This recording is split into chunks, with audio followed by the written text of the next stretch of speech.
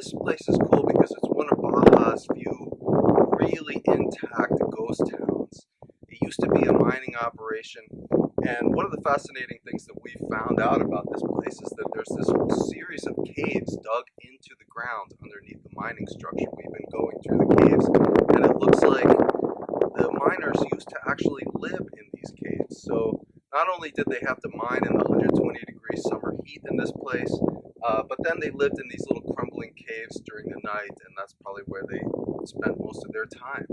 So it's a really fascinating place. We're going to keep taking pictures in Pozo Alemán, and then we're heading further up north.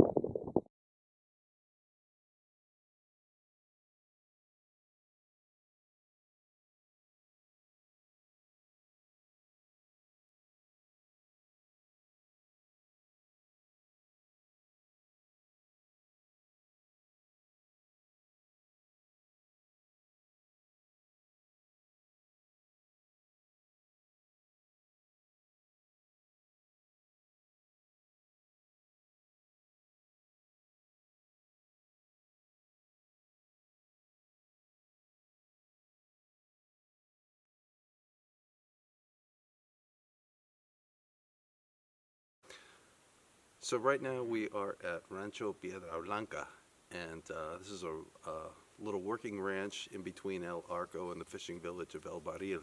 And one of the ranchers has told us that there are um, painted caves somewhere on the property, about an hour's hike from here. So we're going to take off, and it's about 6 o'clock in the morning. It's freezing cold, but we're going to go out in search of cave paintings, and we'll report back.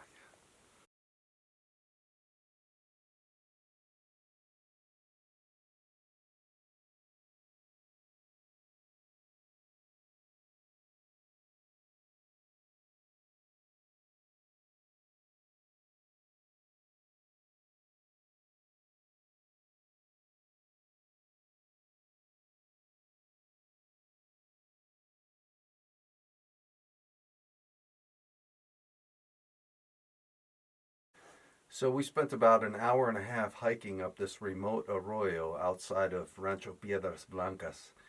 And our guide took us to these caves that he found many years ago when he was herding cattle in this region. And it's a pretty amazing place. As you can see, there are some paintings of fish.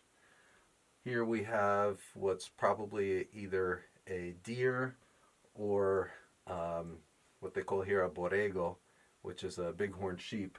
And there's another one down here, which is either a deer or a bighorn sheep. It's really an amazing thing to be able to come visit these places. It's it's an amazing feeling when you come to visit these places that you're reconnecting with a past that's long gone, but somehow you reconnect with it, and it's a really good thing that we're documenting these sites as well because they're not permanent. As you can see, they're weathering. Not only does the paint fade over time, but the rock that these paintings are made on is very soft granite. As you can see, I don't know if you can see it from here, but it's chipping already. There's lots of different layers that are chipping, and some of those chips are already on the ground with pieces of paint on them. So who knows, in a couple of 100 years, there probably won't be anything here. Um, but we were lucky enough to find it and experience it and share it with you. Just to show you something outside, we often find in association with these caves other signs of the indigenous people in the area. And one of the more common ones is the presence of metates. These are stones that were used for grinding seeds to make a kind of flour that was a staple food of the indigenous people. So, for example, right here, you see this flat stone, but when you lift it up, there's another stone associated with it, and underneath is a concave surface, and this stone also has a convex surface. So they were probably used in conjunction to grind seeds for food. So Omar and I were just on our way back from that cave painting that we were guided to outside of Rancho Piedras Blancas. And we finally fulfilled one of our own wishes, was that we've always wanted to find our own cave painting, one that was not known, to the general public, and I think we've done that.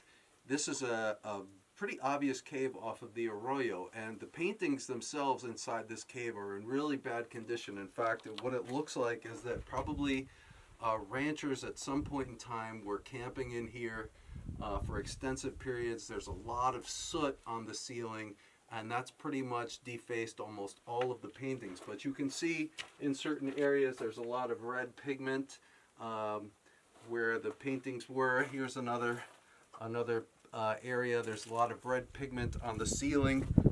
There's a lot of artifacts of the indigenous people that were here. Here's another metate. We haven't found the stone that was used for doing the grinding, but this is the metate on which the seeds were ground. Omar has found a series of really beautiful chips that were probably used for cutting utensils, both of quartz and this red material that we think maybe was also used to create some of the red pigment that's used in the creation of these paintings. So it's a fascinating place. It's our very own find, and we're happy to share it with you. And just to add a quick footnote to today's activities, we've actually discovered a second cave. Again, the paintings inside are nothing crazy, but they're in a little bit better shape. You can see some of them out here. These are kind of abstract black lines with red lines underneath. Inside, we've got some more kind of more interesting shapes like deer and borrego, and another metate. This one's actually a really interesting one. Hopefully you'll be able to see a picture of it, but this is a metate where the grinding surface is actually on an incline, and we believe that what was happening inside this cave was that they were grinding the red stone to make the pigment. They were probably using water, and the reason that the metate is on an incline is so that the water could run off and just leave the red slurry, which then they use to paint the inside of the cave and the ceiling. So you'll get to see some pictures of all of this stuff, maybe not now, but certainly in the new book. So stay tuned.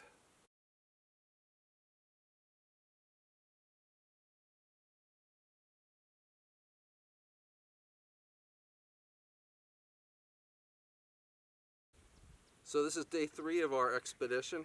Last night and yesterday, in fact, we were up at Rancho Piedras Blancas, discovering several different cave paintings. It was freezing cold in the afternoon as we left. In fact, the evening before it was about 30 degrees Fahrenheit. So last night, as the sun was fading, we came down from the Sierra. Just as there was no light left, we found this camping spot, not knowing really where we were. But we set up camp. We woke up this morning to a glorious view of the Gulf of California, and we're about to go exploring and see what kind of photography we can muster up.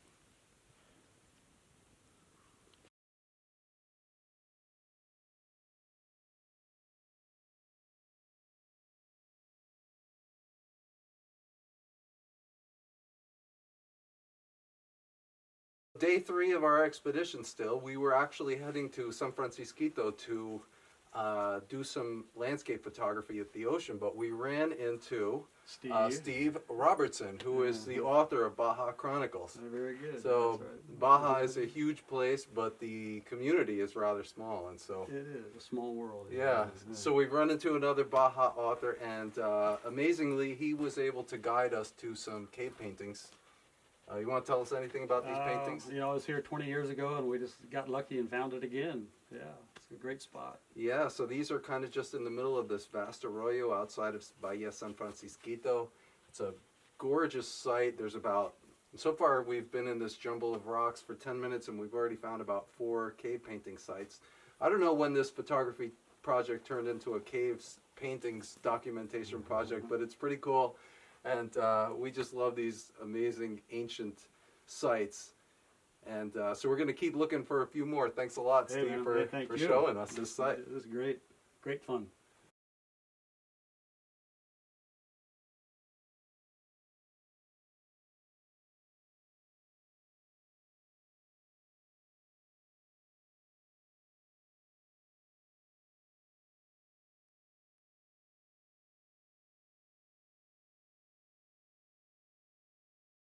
Our photography expedition. It's about 6 o'clock in the morning. about 10 kilometers inland from San Francisquito, and this is one of the the job of being a conservation photographer has a lot of advantages, but it also has some drawbacks, some of them being that you have to wake up an hour before sunrise, and sometimes it's freezing cold.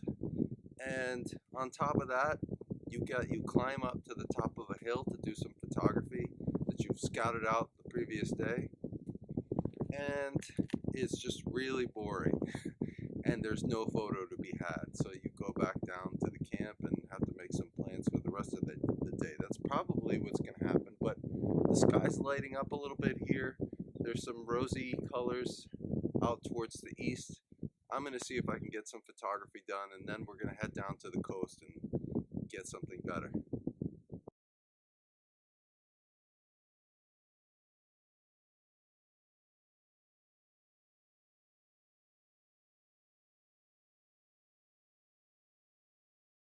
Well, we were driving along the dirt road, and it looks like from the top of this peak we might have a nice view of Bahia San Rafael and the Sea of Cortez. So we're going to give it a try and scramble up this slope. Kino's a little bummed out because he's got some cactus spines in his foot, but he's a trooper, and we're going to go up. It's maybe 5 more minutes and we'll see if there's a nice view. We can get a good picture of the total landscape.